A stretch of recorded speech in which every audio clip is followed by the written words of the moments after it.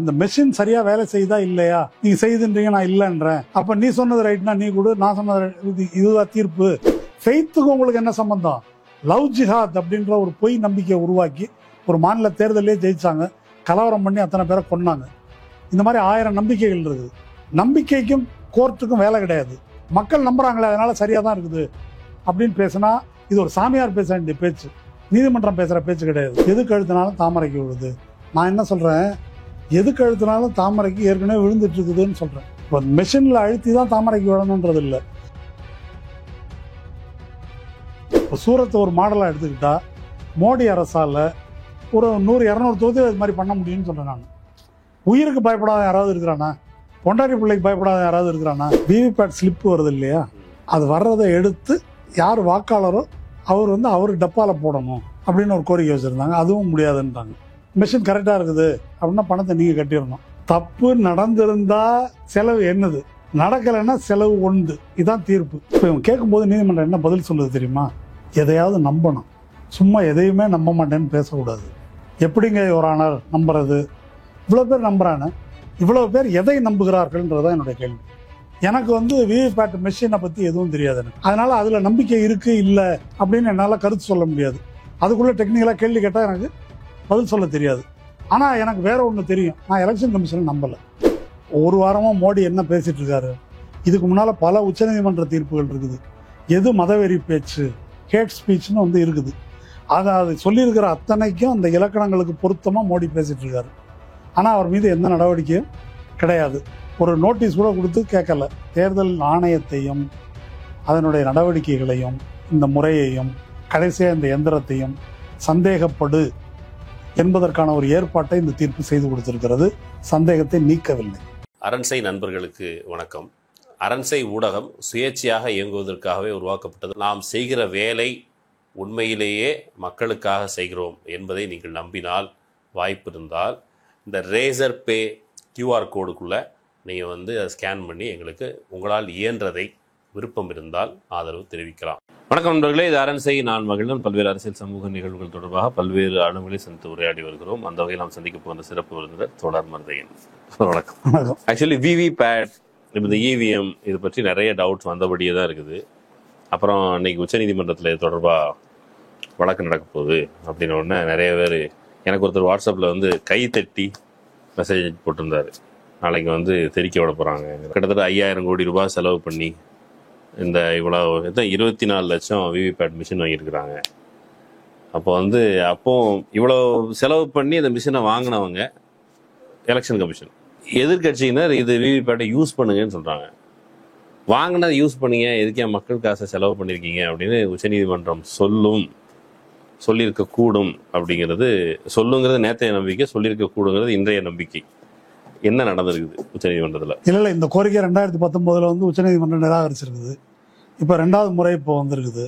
இந்த வழக்கு விசாரணைக்கு வந்தபோது துஷார் மேத்தா இவங்களுக்கு இதே வேலையாக போச்சு, தேர்தல் வந்தாக்க உடனே இப்படி ஒரு பெட்டிஷனை போடுறாங்க கடைசி நேரத்தில், எங்களுக்கு ஒரு வேலை இல்லை அப்படின்னு சொல்லி துஷார் மேத்தா சொல்ல, நீதிபதிகள் இல்லை அப்படி சொல்ல முடியாது, அவங்க முதல்ல போட்டாங்க, நாங்கள் தான் லேட்டு, எங்களுக்கு பணி சுமை காரணமாக லேட்டாக எடுத்துருக்கோம்னு சொன்னாங்க. அது இருக்கட்டும். இப்போ இந்த தீர்ப்பு என்ன சொல்லுது அப்படின்னு சொன்னால், முதல்ல இந்த கோரிக்கையை நிராகரித்து விட்டது. 100% இதை ஒன்று பேப்பர் பேலட்டுக்கு போக முடியாது, உலகம் பூரா பேப்பர் பேலட்டு தான் இருக்குது, ஒன்றா பேப்பர் பேலட்டுக்கு போக முடியாது, நம்ம நாடு ரொம்ப பெருசு, ஒரு 150 கோடி பேர் இருக்கிறாங்க, அதெல்லாம் ஜெர்மனிக்கு பொருந்தும், அமெரிக்காவுக்கு பொருந்தும், நம்ம ஊருக்கு பொருந்தாது, அது இல்லைன்ட்டாங்க. விவிபேட் எண்ணலாமா, அதெல்லாம் ரொம்ப நாள் ஆகும் அப்படின்னு எலெக்ஷன் கமிஷன். ஸ்டேட் பேங்க் சொன்னாங்க இல்லையா, எங்களுக்கு 3 மாதம் ஆகும் யாருக்கு கொடுத்தாங்கன்னு கண்டுபிடிக்கிறதுக்கு. சரி, அதெல்லாம் ஒரு வெங்காயம் வேண்டாம், நீ ஆணி பிடுங்க வேணாம், விஷயத்த சொல்லுன்னு அது வந்துருச்சு. இப்போ 2 நாள்லேயே வெளியே வந்துருச்சு எல்லாம். அதே மாதிரி தான் இதுக்கும் பதில் சொல்லியிருக்காங்க, ரொம்ப நாள் ஆகும். வாக்கு சீட்டு போட்டு இப்போ நடத்திட்டு இருந்த காலத்திலேயே அவ்வளோ நாள்லாம் ஒன்றும் ஆகலைன்றது நம்ம எல்லாருக்கும் தெரியும். அதனால் அதை எண்ண முடியாது என்று எலெக்ஷன் கமிஷன் சொன்னதை, எல்லா விவிபேட் ஸ்லிப்பையும் நீங்கள் சொன்ன மாதிரி மெஷின் வாங்கி செலவு பண்ணி எல்லாம் பண்ணதை எண்ணி பார்த்துடலாமே. இல்லை, இப்போ நீதிமன்றம் லாஜிக்கலாக இந்தியாவின் வழக்கமாக பேசும்போது சாதாரண மக்களின் கடைசி நம்பிக்கை அதுதான் அப்படின்னு அடிக்கடி ஏதாவது ஒரு சாதகமான தீர்ப்பு வந்தால் எந்த தரப்பும் அது மக்களின் கடைசி நம்பிக்கை அப்படின்னு சொல்கிறாங்க. அந்த கடைசி நம்பிக்கைக்குரிய அந்த உச்சநீதிமன்றத்துக்கு இவ்வளோ காலம் செலவு பண்ணி வச்சுருக்கீங்களே, இதை ஏன் யூஸ் பண்ண மாட்டேங்கிங்க, என்னதான் அவங்க பிரச்சனை அப்படின்னு கேட்டிருக்காங்களா? அதாங்க நீங்கள் திரும்ப திரும்ப மக்களின் கடைசி நம்பிக்கை. ஆனால் மோடி அரசு எலெக்ஷன் கமிஷனின் முதல் நம்பிக்கை உச்சநீதிமன்றம். அதனால் அவங்க எலெக்ஷன் கமிஷன் என்ன சொன்னதோ அதை ஏற்றுக்கொண்டு விட்டது. அவங்க என்ன சொன்னாங்கன்றதை நான் அதுக்கப்புறம் சொல்கிறேன். எதனா உள்ள நம்பிக்கை இருக்கணும், சும்மா இப்படியே பேசக்கூடாதுன்னு சொல்லியிருக்காங்க நீதிபதிகள். அது பிறகு பேசுவோம். இது ரெண்டாவது. மூணாவது வந்து இந்த விவிபேட் ஸ்லிப் வருது இல்லையா, அது வர்றதை எடுத்து யார் வாக்காளரோ அவர் வந்து அவர் டப்பாவில் போடணும் அப்படின்னு ஒரு கோரிக்கை வச்சுருந்தாங்க. அதுவும் முடியாதுன்றாங்க. அவர் டப்பாலனா அந்த ஸ்லிப்பு இப்போ தானாக உள்ளே போயிடுது இல்லையா, பிரிண்ட் ஆகி ஒரு வெளியே வருதுன்னு வச்சுக்கோங்க. இப்போ பில்லிங் மிஷின்லாம் வருது இல்லை, ஒரு டப்பால போடணும். அதை நானே கிழிச்சு அதை டப்பாவில் போட்டுடுறது, அதெல்லாம் அப்படி பண்ண முடியாது. அந்த விவிபேட் ஸ்லிப்பை எடுத்து அந்த வாக்கு பெட்டிக்குள்ளே போடுவதற்கு இல்லையா, அந்த வேலையை வந்து வாக்காளர்களே செய்யட்டும். இப்போ நீதிமன்றம் மக்களால் கிழிக்க முடியும்னு சொல்லுதா, கிழிக்க முடியாதுன்னு சொல்லுதா? வேணாம் அவ்வளோ சிரமம்லாம் மக்களுக்கு கொடுக்கக்கூடாதுன்னு சொல்லிடுச்சு. நீங்கள் ஒன்றும் கிழிக்க வேணாம், நாங்கள் பார்த்துக்கிறோன்னு சொல்லிடுச்சு. சரி, ஓகே, இதான் தீர்ப்பு. இதுக்கப்புறம் தீர்ப்பில் சொல்லியிருக்கிற விஷயங்களை வந்து இவ்வளோ தூரம் விசாரிச்சிருக்கிறதுனால சில சலுகைகளை வழங்கி ஒரு தீர்ப்பு சொல்லியிருக்காங்க. அது என்னென்னா, ஒன்று வந்து இந்த சிம்பிள் லோடிங் யூனிட்னு ஒன்று இருக்குது. விவிபேட் மெஷினில் ஒரு தொகுதியில் ஒரு 10 வேட்பாளர் நிற்கிறாங்க. கடைசியாக இந்த இதெல்லாம் வெரிஃபிகேஷன்லாம் முடிஞ்சு வித்ட்ரா எல்லாம் முடிஞ்சு அதெல்லாம் முடிஞ்ச பிறகு ஃபைனலாக எவ்வளோ பேர் நிற்கிறாங்கன்னு இருக்கு இல்லையா, அந்த ஆர்டரில் அவங்களோட சிம்பிளை ஒவ்வொரு விவிபேட்லேயும் லோடு பண்ணுற மிஷின் இருக்குது. எஸ்எல்யூன்னு பேர், சிம்பிள் லோடிங் யூனிட். அந்த யூனிட்டை வந்து சீல் பண்ணி வச்சிடணும். எத்தனை நாள் வரைக்கும் சீல் பண்ணி வைக்கணும்னாக்கா, லோடு பண்ணிட்டு May 1ஆம் தேதிக்கு பிறகு லோட் பண்ணுற எல்லாத்தையும் சீல் பண்ணி வச்சுட்டு வாக்கு எண்ணிக்கை முடிந்தது இருக்கு இல்லையா, அதுக்கப்புறம் 45 நாள் வரைக்கும் இந்த சீல் பண்ணதை உடைக்கக்கூடாது. விவிபேட் மிஷினையும் அப்படி தான் வச்சுருப்பாங்க. அதே மாதிரி இதை கடைப்பிடிக்கணும். சிம்பிள் லோடாகி இருக்கிற அந்த மிஷினை, அந்த லோடிங்கை வந்து இது பண்ணிடக்கூடாது.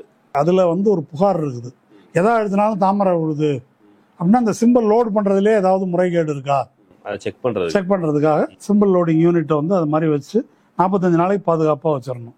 அதுக்கு பிறகு இந்த வெரிஃபிகேஷன். இப்போ ஒரு வேட்பாளர் தேர்தல் முடிவு வந்துடுது, ஒருத்தர் ஜெயிக்கிறாரு, அடுத்தது தோற்றவர், அதுக்கு அடுத்தவர் 2, 3 2ஆம் இடம் 3ஆம் இடத்துல இருக்கிறாங்க இல்லையா, அந்த 2ஆம் இடம் 3ஆம் இடத்துல இருக்கிறவங்க மட்டும் அவங்களுக்கு வந்து இல்லைங்க இதில் பிரச்சனை இருக்குது அப்படின்னு சொன்னால், குறிப்பிட்ட இந்த பூத்தில் இந்த இவிஎம் மிஷின் இதில் பிரச்சனை இருக்குது அப்படின்னு அவங்க வந்து ரைஸ் பண்ணலாம்.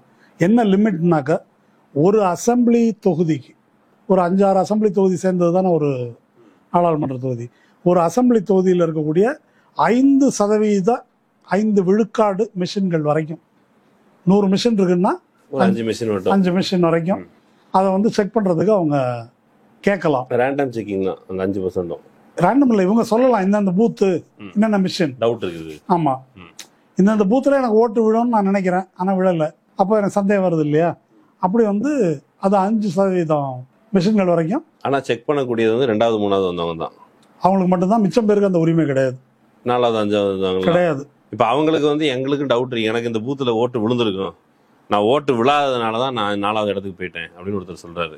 அப்போ அவங்களுக்கு எந்த ப்ரொவிஷன் வைக்கல. சுப்பிரமணியன் பேர் இருக்கிறவங்கலாம் பெட்ரோமாஸ் லைட் இல்லைன்னு சொல்லி ஒரு காமெடி இருக்குல்ல, அந்த மாதிரி கூட வச்சிருக்கவங்களுக்கு பெட்ரோல். ஆமாம், 2வது 3வது தாண்டி வர்றவங்களுக்கெல்லாம் பெட்ரோமாஸ் லைட்டு கிடையாது, அந்த ஜனநாயக உரிமை கிடையாது அப்படின்னு சொல்லி ஈவனாக தானே இருக்கணும். ஆர்டிகல் 14 படி இது ஈக்குவாலிட்டி இருக்கணும். ஆனால் இந்த தீர்ப்பில் சொல்லலை, அது நடைமுறை சாத்தியமற்றது. யார் அடுத்து ஜெயிச்சிருக்க வாய்ப்பு உண்டோ அதை மட்டும்தான் சொல்ல முடியும். ஈக்குவாலிட்டி வந்து நடைமுறை சாத்தியமற்றது, அதனால ஈக்குவாலிட்டிலாம் பேசலாம், நடைமுறை சாத்தியமற்றது. ஆமாம், தேர்தல் முடிவு அறிவிக்கப்பட்ட 7 நாளைக்குள்ள அவர் அந்த இதை வந்து கொடுக்கணும், ரிட்டர்ன் ரெக்வஸ்ட் வந்து கொடுக்கணும். அப்படி கொடுத்த உடனே அந்த மிஷினை உற்பத்தி செய்த உற்பத்தியாளர், அந்த டீம் ஆஃப் என்ஜினியர்ஸ் இருக்காங்கல்ல, அவங்கள வந்து வரவழைப்பாங்க. அவங்கள்ட்ட இந்த மிஷின்லாம் எனக்கு சந்தேகமாக இருக்குது அப்படின்றத இவர் சொல்லணும். அப்போ இதை செக் பண்ணும்போது அந்த வேட்பாளர், அவங்களோட பிரதிநிதி, இவங்க எல்லாரும் வந்து கூட இருக்கலாம். இந்த வெரிஃபிகேஷனுக்கு பிறகு இப்போ ஒரு கேள்வி வருது, இதில் இந்த வெரிஃபிகேஷனில் தப்பே வராமல் இருக்கலாம், தப்பு வரலாம், 2 வாய்ப்பும் இருக்குல்ல. சரி, நான் இப்போ 2வது வந்த வேட்பாளர், நான் 1,00,000 ஓட்டில் நான் தோத்துட்டேன் அப்படின்னு வச்சுக்குவோம்.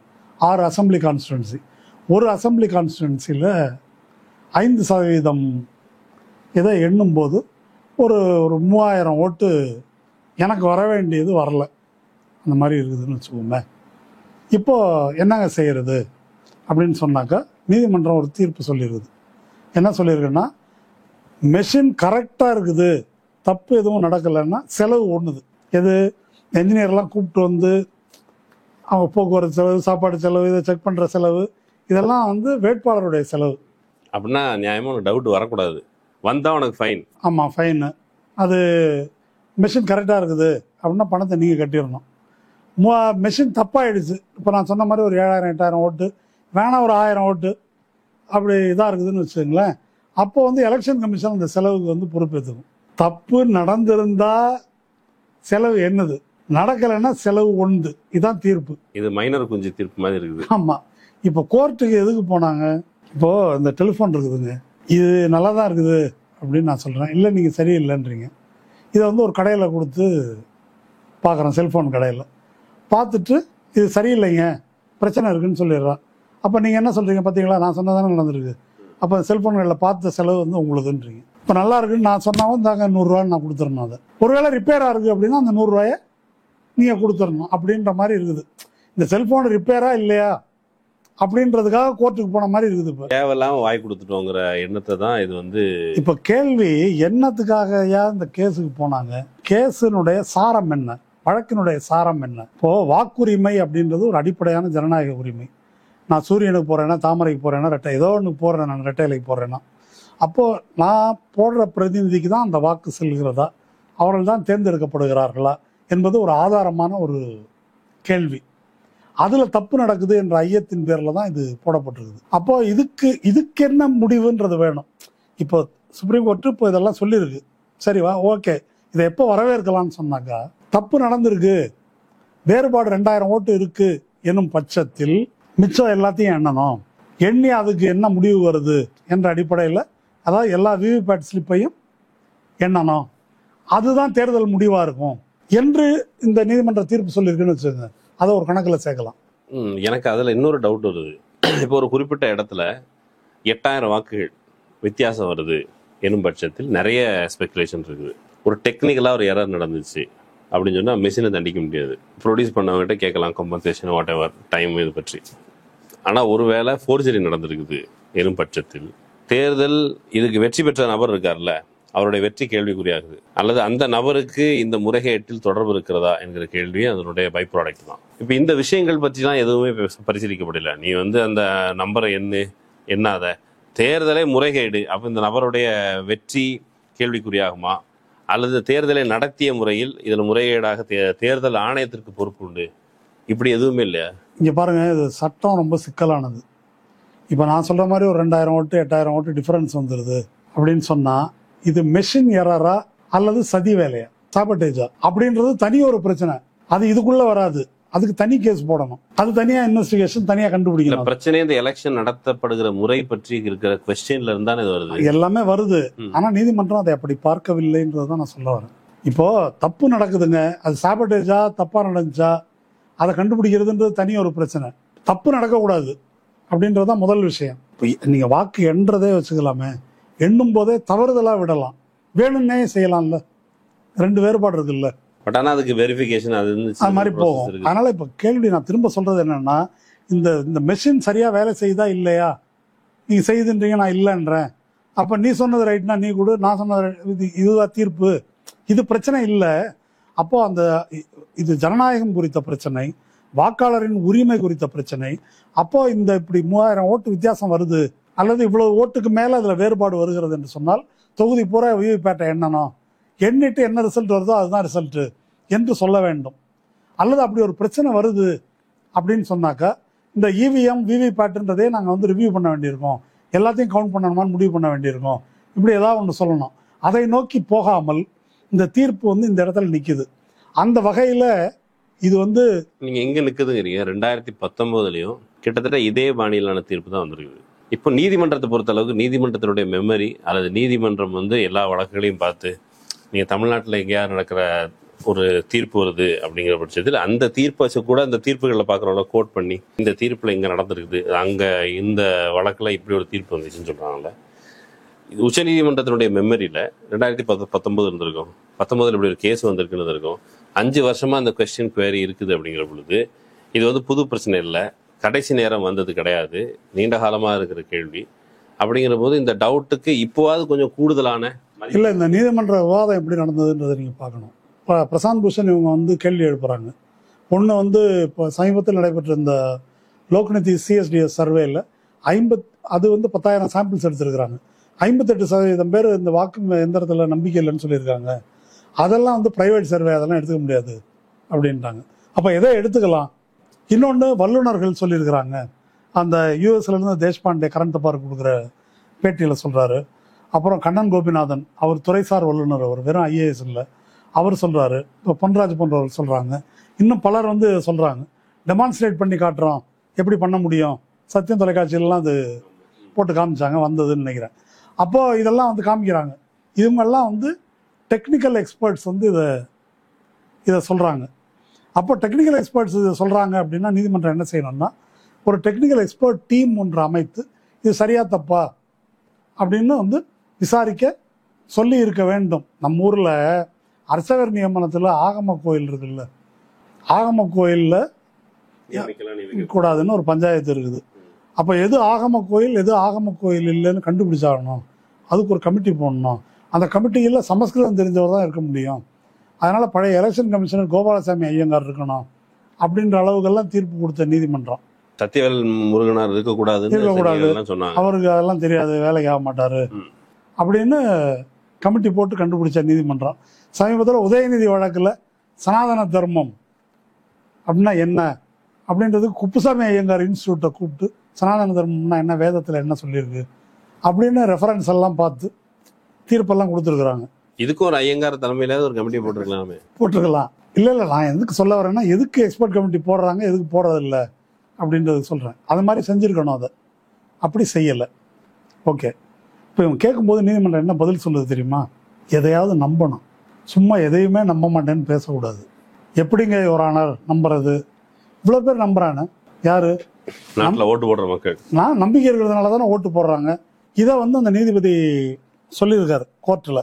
இப்போ எனக்கு என்ன கேள்வி அப்படின்னா, இவ்வளவு பேர் எதை நம்புகிறார்கள்ன்றதான் என்னுடைய கேள்வி. மக்கள் எதை நம்புகிறார்கள்?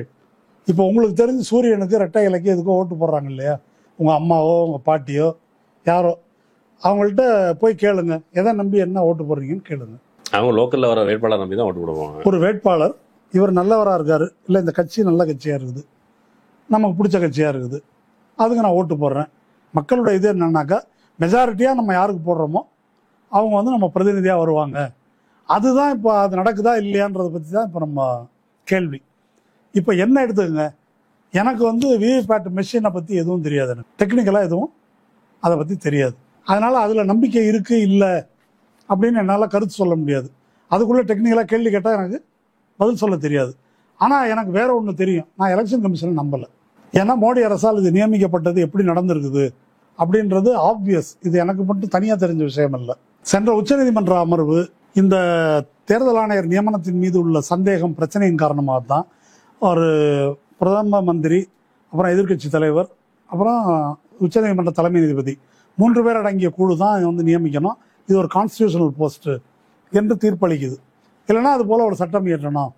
வழக்கம் போல மோடி அரசு என்ன செஞ்சதுன்னா அதை தூக்கி ஓரமாக வச்சு சட்டம் இயற்றினாங்க. என்ன இயற்றினாங்க? பிரதம மந்திரி, இன்னொரு அமைச்சர், எதிர்க்கட்சி தலைவர், 3 பேரில் மெஜாரிட்டி வந்து முடிவு செய்யும். மெஜாரிட்டி எப்படி இருக்குன்னு நமக்கு தெரியும். சரி, மெஜாரிட்டி அப்படியே இருக்கட்டும். இப்போ இவங்கள்ட்ட வந்து விண்ணப்பம் கொடுக்கணும். இப்போ இதில் என்ன நடந்துச்சு? இப்போ சமீபத்தில் நடந்தது தான் எதிர்கட்சிக்காரராக வச்சுருந்துருக்காங்க. எதிர்கட்சிக்காரர் இருந்தாங்க, அதான் எதிர்கட்சி தலைவர் இருந்தார். இதில் காங்கிரஸ்காரர். நடந்தது என்னன்னு சொல்கிறேன். இப்போ கோயல் திடீர்னு ரிசைன் பண்ணார். அவர் ஏன் ரிசைன் பண்ணாருன்னு நமக்கு தெரியாது. அவர் நியமிக்கும் போதும் பிரச்சனை, ரிசைன் பண்ணும் போதும் பிரச்சனை.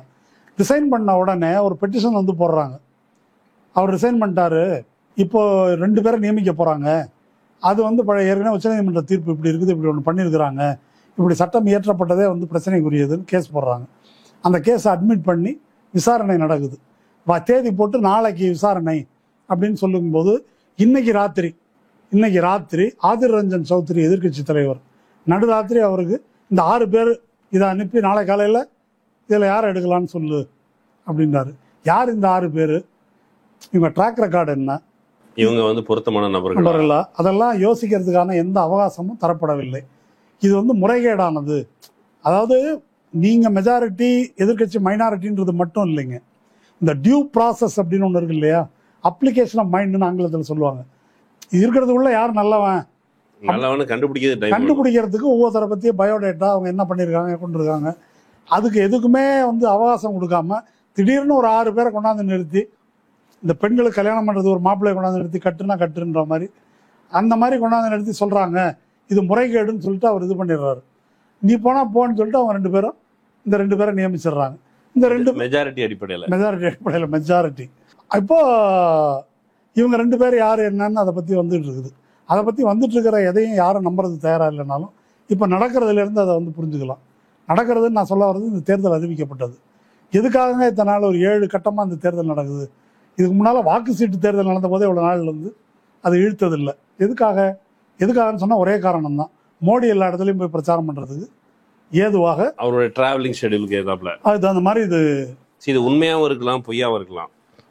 இங்கே தேர்தல் கமிஷன் வந்து மோடியினுடைய பயண திட்டத்திற்கு ஏற்ப இப்போ தமிழ்நாட்டுக்கெல்லாம் வந்துட்டு போனதுக்கு பிறகு, பல முறை வந்துட்டு போனதுக்கு பிறகு அவர் வந்து அறிவிக்கப்படுகிறார். தேர்தல் அறிவிக்கப்படுது. அப்புறம் திரும்ப தமிழ்நாட்டுக்கு வர்ற அந்த கவுண்ட் வந்து போஸ்ட் இந்த விதிமுறைகள்லாம் அமலுக்கு வந்ததுக்கு பிறகு அவர் அப்புறம் ஒரு 2-3 வாட்டி அப்படி வர்றாரு. அப்போ அவருடைய பயண திட்டத்திற்கு ஏற்ப அப்படின்னு மக்கள் டவுட் படுறாங்க. இந்த டவுட்ஸ் வந்து கிரவுண்டில் இருக்குது. அல்லது இப்போ உச்சநீதிமன்றம் வந்து you should have faith, people are having faith அப்படின்னு முடிவு பண்ணுறதுக்கு அவங்க எந்த அறிவை கொண்டு அல்லது எந்த சட்டம் இல்லை அது ஒரு விஷயம். இப்போ கோர்ட்டில் நடந்துட்டு இருக்கிற விஷயம் என்ன, ஒரு வாரமாக மோடி என்ன பேசிட்டு இருக்காரு. இதுக்கு முன்னால் பல உச்சநீதிமன்ற தீர்ப்புகள் இருக்குது. எது மதவெறி பேச்சு, ஹேட் ஸ்பீச்னு வந்து இருக்குது. அது சொல்லியிருக்கிற அத்தனைக்கும் அந்த இலக்கணங்களுக்கு பொருத்தமாக மோடி பேசிட்டு இருக்காரு. ஆனால் அவர் மீது எந்த நடவடிக்கையும் கிடையாது. ஒரு நோட்டீஸ் கூட கொடுத்து கேட்கல. இல்லை, இப்போ எலெக்ஷன் கமிஷன் நோட்டீஸ் அனுப்பியிருக்குல்ல, அது யாருக்கு? நட்டாவுக்கு அனுப்பியிருக்கிறாங்க. ஏன்னா பேசினவரை பற்றி யாருன்னு தெரியாது. இல்லை, சிவாஜி கிருஷ்ணமூர்த்தி மாதிரி யாரோ தெரியாதவர் அப்படின்னு சொல்லி அனுப்பியிருக்கிறாங்க. அது இருக்கட்டும். இதெல்லாம் நடந்திருக்குது. இதை விட ரொம்ப முக்கியமானது ஒன்று இருக்குது. இந்தியா கூட்டணி தேர்தல் ஆணையத்துக்கு மனு கொடுத்துருக்குது இவிஎம் பற்றி. அதான் 2019 இருந்து நிறைய பிராதிகள் ஒன்று. இப்போ இந்தியா பிரதான 2 பேர் தான் முக்கியமாக நிற்கிறாங்க தேர்தலில். இந்த பக்கம் பிஜேபி, இந்த பக்கம் இந்தியா அலையன்ஸ். இந்தியா அலையன்ஸே சைன் பண்ணி எதிர்கட்சி கூட்டணியே கொடுத்துருக்குது. எங்களுக்கு சந்தேகம் இருக்குன்னு இதை விசாரிக்கிறது கூட கூப்பிடல தேர்தல் ஆணையம். இந்த உண்மையெல்லாம் நீதிமன்றத்துக்கு தெரியாதா? எனக்கு தெரிஞ்சது உச்சநீதிமன்ற நீதிபதிகளுக்கு தெரியாதா? என்னோட விவரமானவங்க தான் உச்சநீதிமன்ற நீதிபதிகள். அப்போ அவங்களுக்கு தெரியும், இத்தனையும் தெரியும். அப்போ இதெல்லாம் தப்பு. இப்போ நான் சொல்றது எனக்கு மிஷினை பற்றி தெரியாது, ஆனால் தேர்தல் ஆணையத்தை பற்றி தெரியும், இந்த அரசை பற்றி தெரியும். அப்போ இவங்களை எல்லாம் நம்ப முடியாது.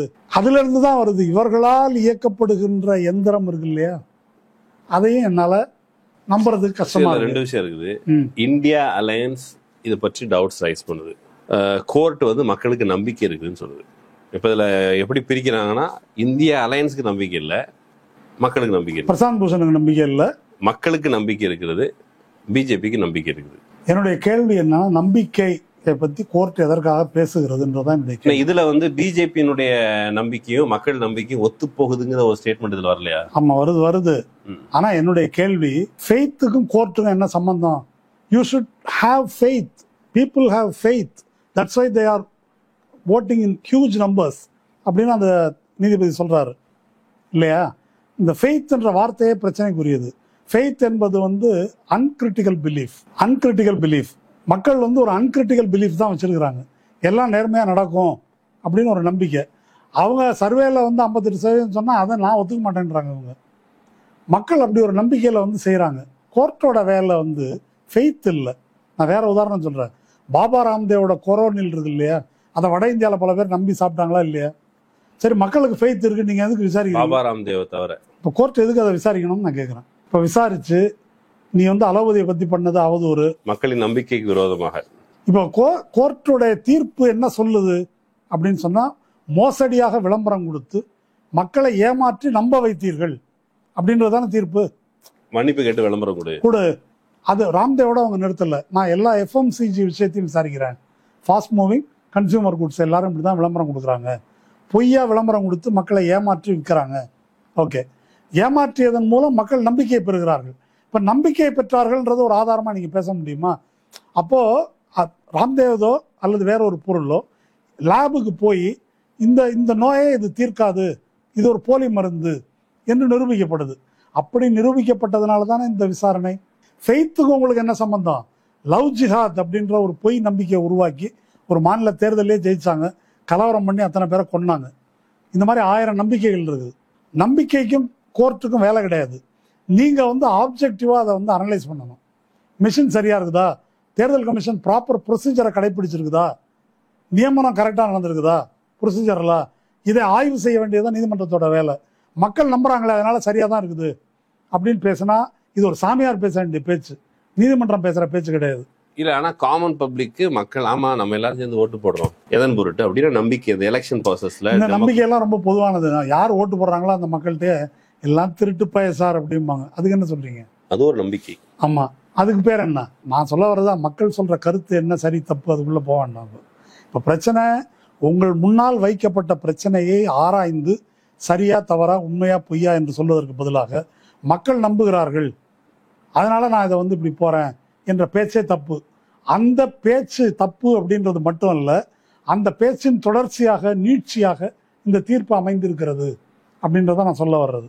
இப்போ மக்கள் நம்பிக்கிட்டு இருக்கிறாங்க, நீதிமன்றம் அப்படி சொல்லிடுச்சு, சட்ட ரீதியான வரம்புக்குள்ள தீர்ப்பு வந்துருச்சு அப்படிங்கிறபோது election is going to happen.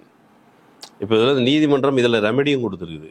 நீங்கள் ஏற்கனவே சொன்னது மாதிரி 5% நீங்கள் செக் பண்ணிக்கலாம் எலெக்ஷன் முடிஞ்சதுக்கு பிறகு. டைமை பற்றி அவங்க எலெக்ஷன் கமிஷனும் சொல்லுது, உச்சநீதிமன்றமும் சொல்லுது, டைம் கன்சப்ஷன் அதிகமாகிடும். இதை அப்படி செய்ய முடியாது. அது பொய் தானே, அதுதான் எல்லாரும் சொல்லிட்டாங்களே. இதுக்கு முன்னால தேர்தல் நடந்திருக்குது, என்ன இப்போதான் முதல் முறையாக இந்தியாவில் தேர்தல் நடக்குது. ஐடியாலஜிக்கலி டைமை பற்றி உச்சநீதிமன்றம் கவலைப்படுவது. இப்போ டைமை பற்றி உச்சநீதிமன்றம் கவலைப்பட்டது இப்போதான். எப்போ இந்த பாண்டு கேஸில் ஸ்டேட் பேங்க் ஆஃப் இந்தியா என்ன சொன்னாங்க? லேட் ஆகும், டைம் ஆகும், 3 மாதம் டைம் வேணும்னாங்க. இதையும் அதையும் பாண்டு வாங்கினது யாரு, அதை கேஷ் யாரு, நீங்கள் அந்த ஆணையெல்லாம் கொடுங்கன்னா அதை அப்படியே கொடுத்துருங்க, அதானே நான் சொல்லியிருக்கிறேன். கொடுத்த மாதிரி அடுத்த 2 நாளைக்குள்ள மக்கள் அலசி ஆராய்ஞ்சு என்னன்னு எடுத்து கொடுத்துட்டாங்க. இப்போ ஸ்டேட் பேங்க் சொன்னதுக்கும் எலெக்ஷன் கமிஷன் சொல்றதுக்கும் பெரிய வேறுபாடு ஒன்றும் இல்லை. இந்த நாட்டில் ஏற்கனவே தேர்தல் நடந்திருக்குது, பல பேர் எண்ணியிருக்கிறாங்க. இது பொய், 2 நாளைக்குள்ள இந்த வேலை முடிஞ்சிடும் அப்படின்னு ஏகப்பட்ட பேர் சொல்லியிருக்காங்க, முன்னாள் தேர்தல் ஆணையர்கள் உள்ளிட்டு. யாரோ சிலர் 5-6 மணி நேரம் போதும். அப்போ அது எதுவும் நீதிமன்றத்தின் காதில் விழலை அப்படின்னா காதில் தான் பிரச்சனை இருக்குது. ஸோ இந்த குறிப்பிட்ட விஷயத்தில் ஒரு ஃபேரான ஒரு கோரிக்கை, அதாவது அப்படி புரிஞ்சுவோம். ஃபேரான கோரிக்கை என்னன்னா, நான் ஓட்டு போடுறேன், அதுக்கு ஒரு ஆதாரம், ஒரு ரிசிப்ட் மாதிரி, பில்லு மாதிரி ஒரு விஷயம் வருது.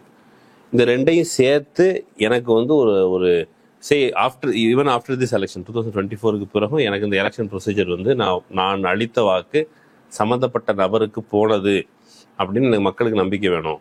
அதுதானே இந்த கோரிக்கை. யார் வாதம் வச்சுருக்காங்களோ, பெட்டிஷன் போட்டிருக்காங்களோ. ஆனால் ரெமெடி இந்த 2 வேட்பாளரை தவிர வேறு யாருக்கும் இல்லை.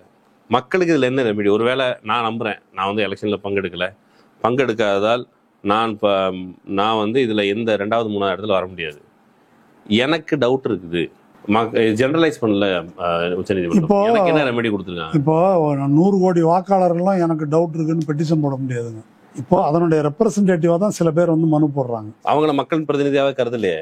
ஏங்க பிரசாந்த் பூஷனை கருத வேண்டாம், இந்தியா கூட்டணியே கொடுத்துருக்குறாங்க, அதையே நான் கருத மாட்டேன்னா? ஒரு 20 கோடி 30 கோடி வாக்கு வாங்கியவர்கள் இருக்காங்க இல்லையா, அவங்க சொல்றாங்க இதை பரிசீலிக்கணும்னு சொல்லி, அதே எடுத்துக்க மாட்டேன்னா அப்புறம் அதுக்கு என்ன பொருள்? எனக்கு ஒன்றும் புரியல. அவங்க சொல்றதே எடுத்துக்க மாட்டேன்னாக்கா மக்கள் நம்புகிறார்கள் அப்படின்னா யார் மக்கள்? அப்ப அதான் சொல்றேன், இதுக்கு வெளியில இருக்கிறவங்க அல்லது பிஜேபி போன்றே நம்புகிறவர்கள், அவங்களதான் இது பரிசீலனைக்கு எடுத்துக்குதா நீதிமன்றம்?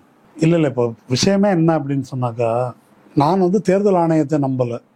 தேர்தல் ஆணையர்களை நியமித்த மோடி, அமித்ஷா, இந்த ஆட்சியாளர்கள் இருக்காங்க இல்லையா, இவங்கள நம்பலை. ஏன் நம்பலை அப்படின்னு சொன்னால், இப்போ நம்ம பேசிட்டு இருக்கிற பொருள் என்ன? மக்களுடைய இப்போ கூட இந்த வாக்குச்சாவடியில் சில பிரச்சனை, அழுத்தினா தாமரைக்கு விழுது, எதுக்கு அழுத்தினாலும் தாமரைக்கு விழுது. நான் என்ன சொல்கிறேன், எதுக்கு அழுத்தினாலும் தாமரைக்கு ஏற்கனவே விழுந்துட்டு இருக்குதுன்னு சொல்கிறேன். இப்போ மெஷினில் அழுத்தி தான் தாமரைக்கு விழணுன்றது இல்லை. பிஜேபிக்கு எதிராக சிவசேனாவுக்கு வாக்களித்தார்கள். இதோட பிஜேபிக்கு எதிராகவே நின்ற என்சிபி, தேசியவாத காங்கிரஸ் வாக்களித்தார்கள், காங்கிரஸுக்கு வாக்களித்தார்கள் இல்லையா? அத்தனை பேரையும் ஒரு ரேட்டு பேசி மொத்தமாக பிஜேபிக்கு தூக்கிட்டாங்க, கட்சிக்கு மாறிட்டாங்களா இல்லையா? இப்போ இதுக்கு பேர் என்ன? இது நம்பிக்கை பெறுவது. இல்ல இல்ல இல்ல, மக்கள் நான் சரத்பவாருக்கு போட்டேன், நீ யாருக்கு போட்டாலும் அது தாமரைக்கு போட்டது தான். அது இப்போ அது வந்து நீங்க பல்கா மக்களை வாங்குறது தானே, ஒரு 1 லட்சம் 2 லட்சம் 3 லட்சம் அப்படி வாங்கிட்டாங்க. இப்போ மெஷின் எதுக்கு டேம்பர் பண்ணணும்? அதான் ஏற்கனவே ரிக்கிங் நடக்குது அப்படின்னு சொல்றேன். அப்படிதான் இது நடந்துட்டு இருக்குது. ரிக்கிங் வந்து 2 வகைப்படும். ஒன்று ரிக்கிங் த பேலட், வாக்கு சீட்டை ரிக் பண்றது, அதுதான் இப்போ நம்ம பேசிட்டு இருக்கிற இவிஎம். இன்னொன்று எலக்ட்ரல் ப்ராசஸ் ரிக் பண்றது. எலெக்ஷன் ப்ராசஸ் ரிக் பண்றது தான் இப்படி இந்த கூண்டோட விலைக்கு வாங்குறது. அல்லது இப்போ சூரத்தில் மாதிரி எலெக்ஷனே கேன்சல். இப்போ சூரத்தை ஒரு மாடலாக எடுத்துக்கிட்டா மோடி அரசால் ஒரு 100-200 தொகுதி அது மாதிரி பண்ண முடியும்னு சொல்கிறேன் நான். உயிருக்கு பயப்படாத யாராவது இருக்கிறானா? பொண்டாட்டி பிள்ளைக்கு பயப்படாத யாராவது இருக்கிறானா? அப்போது எலக்ட்ரல் ப்ராசஸ் வந்து ஏற்கனவே ரிக் பண்ணிட்டாங்க. அப்போ இவர்கள் கையில் இந்த இவிஎம் மிஷின் இருக்குது.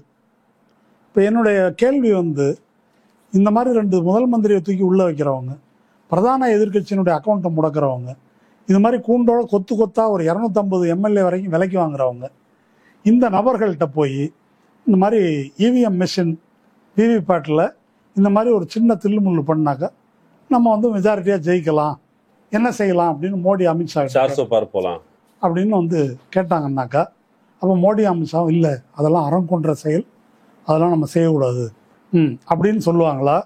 அப்படியா சூப்பர் அப்படின்னு சொல்லிட்டு அதை அமல்படுத்த சொல்லுவாங்களான்னு கேட்டால், 2வது சொன்னது தான் செய்வார்கள் அப்படின்றது என்னுடைய கருத்து. Okay, right. இதில் இப்போ வந்து 2 விஷயம் இருக்குது. இதில் கான்ட்ரடிக்ஷன் ஆகுது. பிஜேபி ஆல்ரெடி நான் 400+ அப்படின்னு சொல்லிட்டு இருக்கிறாங்க. இங்கே ரங்கராஜ் பாண்டியும் அதே தான் சொல்லிட்டு இருக்கிறாரு. 400+ வராதுங்க, ஆனால் அது எல்லாம் எங்கே இருக்கிறீங்க நீங்கள்? 400+ எல்லாம் இப்போ பேசுறது இல்லை அவங்க. இல்லை, அவரு பாண்டே வந்து 350+ அப்படி அந்த பாண்டே சொல்லிட்டு இருக்கலாம். மோடி சொல்றதை நிறுத்திட்டாரு. மோடி இப்போ என்ன சொல்லிட்டு இருக்காரு தெரியுமா? காங்கிரஸ் வெற்றி பெற்றால் இப்படி ஆயிடும்னு சொல்றாரு. இப்படி ஆயிடும்ன்றது எனக்கு முக்கியம் இல்லை. காங்கிரஸ் வெற்றி பெற்றால்னு சொல்றாரு இல்லையா, அந்த இடத்துக்கு மோடி வந்துட்டார். ஆமா, அது ஒரு மைண்ட் கேம். இப்போ ஆனால் இப்போ எலெக்ஷன் கமிஷன் ஒரு இண்டிபெண்டன்ட் பாடி.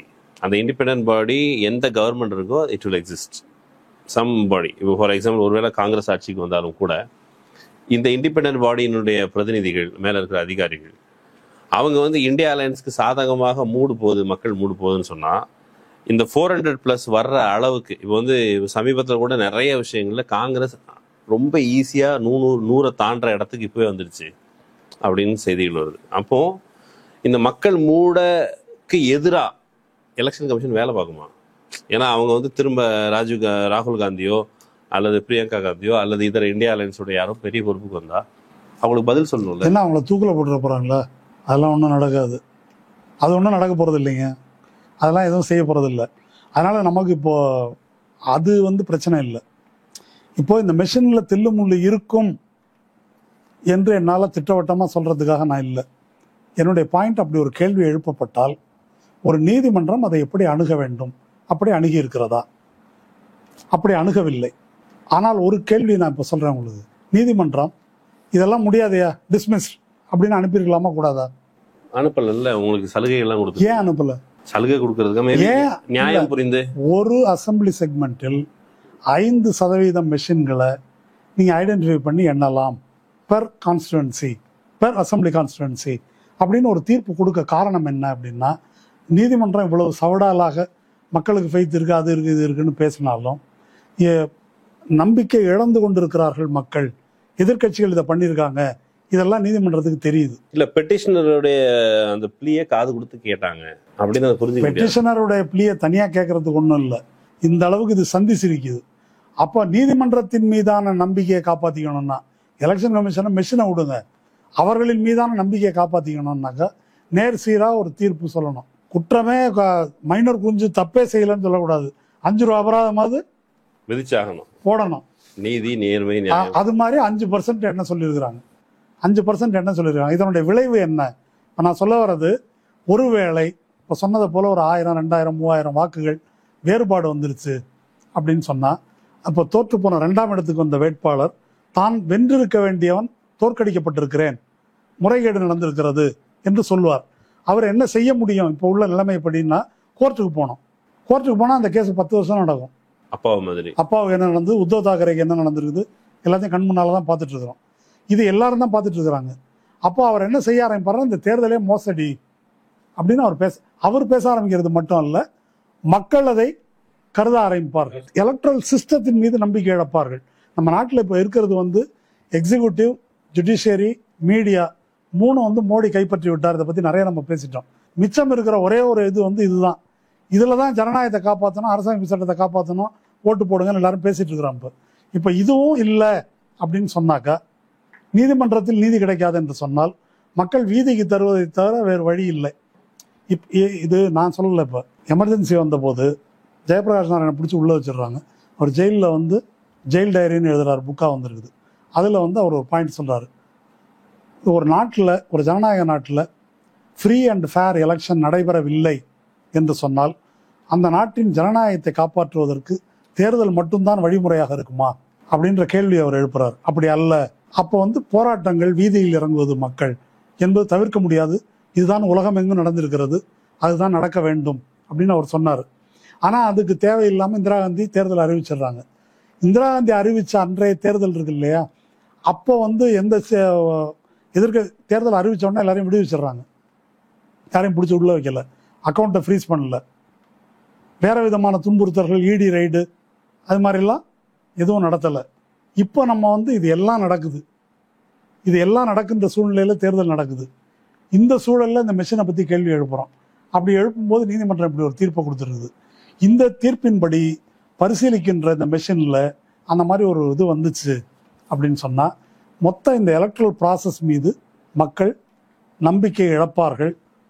அதுக்கு நீதிமன்றம் தன்னுடைய அரைக்கிணறு தாண்டும் தீர்ப்பின் வழியாக அதுக்கு ஒரு ஏற்பாடு செய்து கொடுத்திருக்கிறது என்ற அடிப்படையில் இந்த ஜனநாயகத்தை சோதித்து பார்க்கும் வாய்ப்பை நீதிமன்றம் தன்னையும் அறியாமல் செய்திருக்கிறது என்று கருதலாம். அது ஒரு பாசிட்டிவான சைன். பாசிட்டிவா செய்யணும்னு நினைச்சு அவங்க செய்யல. ஒரு சின்ன பகுதி, ஒரு 5% செக் பண்ண முடியும் அப்படின்னு ஒண்ணு பண்ணிருக்கிறாங்க. இதன் விளைவு இருக்கு இல்லையா, இதன் விளைவு இந்த ஜனநாயகத்தை பரிசீலிக்கும் திசையை நோக்கி மக்களை கொண்டு செல்லும். ஜனநாயக கடமை என்பது ஓட்டு போடுவது மட்டுமல்ல, அந்த வாக்கின் உண்மையான பிரதிநிதிக்கு அது போய் சேர்கிறதா என்பதும், நம்முடைய கோரிக்கை நிறைவேறுகிறதா என்பதும் இதோட சேர்ந்தது என்பதை மக்கள் புரிந்து கொள்ளும் திசையை நோக்கி செல்வார்கள், அதற்கு இட்டு செல்லும் என்று நம்புகிறேன். அப்படி ஒரு தவிர்க்க இயலாத விளைவையும் இது ஏற்படுத்தும். அதை நோக்கி தான் நாடு சென்று கொண்டிருக்கு. ஓகே, தமிழ்நாட்டை எடுத்துக்கிட்டா தமிழ்நாட்டில் ஃபர்ஸ்ட் ஃபேஸ்ல எலெக்ஷன் நடந்துச்சு. இப்போ இந்த டிஸ்கஷன்லாம் நடக்கும்பொழுது எப்பா நான் போட்ட ஓட்டுக்கு உண்மையிலே அங்கதான் போயிருக்கா. இப்ப அண்ணாமலை கோயம்புத்தூர்ல ஃபர்ஸ்ட் பிளேஸ் வந்துடுவேன், நான் ஜெயிச்சிருவேன்னு சொல்றாரு. 1,00,000 ஓட்டை காணுன்றாரு. ஆமா, அது காணுங்கிறது வேற. ஆனா இப்போ ஒருவேளை நம்ம போட்ட ஓட்டை மீறி வேற ஏதாவது பண்ணிட்டாங்கன்னா அப்படின்னு ஒரு டவுட் இந்த டிஸ்கஷனை கேட்கிற மக்களுக்கு வரும். எலெக்ஷன் திரும்ப இப்போ தமிழ்நாட்டில் நடக்க போறது இல்லை. சொல்லியிருக்க சலுகையின்படி மறு தேர்தல் கிடையாது. 5% செக் பண்ணிக்கலாம். ஒரு வேளை ஃபோர்ஜரி இருந்துச்சுன்னா உங்க காசு உங்களுக்கு. இந்த தீர்ப்பு வந்திருக்கு. இப்போ இந்த பெண்ணில் தமிழ்நாட்டு மக்கள் இதுல இருந்து என்ன புரிஞ்சுக்கிறது? அதாவது ஒரு டவுட்ஸ் வரும்ல, தமிழ்நாட்டு மக்கள் இதுல என்ன ரிசீவ் பண்ணிக்கிறது? நமக்கு இதுக்கும் ஒன்றும் சம்பந்தம் கிடையாது. இப்போ நமக்கு தலைவிதி முடிஞ்சிருச்சு. அந்த மெஷின் கரெக்டா வேலை பார்த்துச்சா இல்லையா, நம்ம இப்போ டவுட் வரல, போட்டது போச்சா இல்லைன்னு டவுட் வரும்ல. ஆமா, டவுட் வரும். அந்த டவுட் வரும் என்பதுதான் இந்த தீர்ப்பு. இந்த தீர்ப்பு அதிகபட்சம் நம்ம வேட்பாளர்கிட்ட சொல்லி இந்த தேர்தல் ஆணையத்தையும் அதனுடைய நடவடிக்கைகளையும் இந்த முறையையும் கடைசியாக இந்த எந்திரத்தையும் சந்தேகப்படு என்பதற்கான ஒரு ஏற்பாட்டை இந்த தீர்ப்பு செய்து கொடுத்திருக்கிறது. சந்தேகத்தை நீக்கவில்லை. எனக்கு இன்னும் ஒரு கேள்வி. டெமோக்ரஸி அதை ப்ராக்டிஸ் பண்றது அப்படின்னு சொல்றாங்க. இப்போ எலெக்ஷன் நடக்குது, எலெக்ஷனுக்கு பிறகு முடிவு வருது. இந்த முடிவு வர்ற அந்த சமயத்தில் விவிபேட் இதை வச்சு நீங்கள் செக் பண்ணிக்கலாம், பரிசீலிக்கலாம். அவ்வளவு செக் பண்ண வேண்டிய அவசியம் இல்லை, ரொம்ப லேட் ஆகும். இந்தியா உலகின் மிகப்பெரிய ஜனநாயக நாடு. இந்த ஜனநாயக நாட்டில் நடக்கிற மிகப்பெரிய திருவிழா இந்த தேர்தல். இந்த தேர்தல் ப்ரொசீஜரில் கொஞ்சோண்டு டைம் ஸ்பெண்ட் பண்ணால் குடியாக மூழ்கி போயிடுங்கிற கேள்வி மக்களுக்கு இருக்குது. ஆனால் நீதிமன்றம் இவ்வளோ டைம் வேஸ்ட் பண்ண முடியாது அப்படிங்கிற எலெக்ஷன் கமிஷனுடைய பார்வையிலே உச்சநீதிமன்றத்தினுடைய அந்த வழிகாட்டுதல் அப்படிதான் இருக்குது.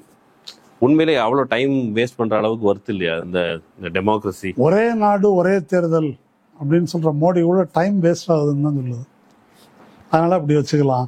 டைம் வேஸ்ட் ஆகுது என்ற சொல் ஜனநாயகம் ஒரு டைம் வேஸ்ட் என்று சொல்வதை வேறொரு விதமாக சொல்வது. நம்ம வழக்கில் சொல்றதுன்னாக்கா, ஏதோ ஒரு சங்கம் இருக்குது, 100 பேர் பொதுக்குழு உறுப்பினர்கள், ஒரு தலைவர் இருக்கிறாரு. சரிங்க, பொதுக்குழுவை கூட்டி முடிவெடுப்போம், அதெல்லாம் வேணாங்க, டைம் வேஸ்ட்டு, நம்ம முடிவெடுப்போம் அப்படின்னு சொன்னாக்கா அது டைம் பற்றிய பிரச்சனை அல்ல, ஜனநாயகம் பற்றிய பிரச்சனை. இன்றைக்கு கொடுத்துருக்கிற தீர்ப்பும் அத்தகையது தான்.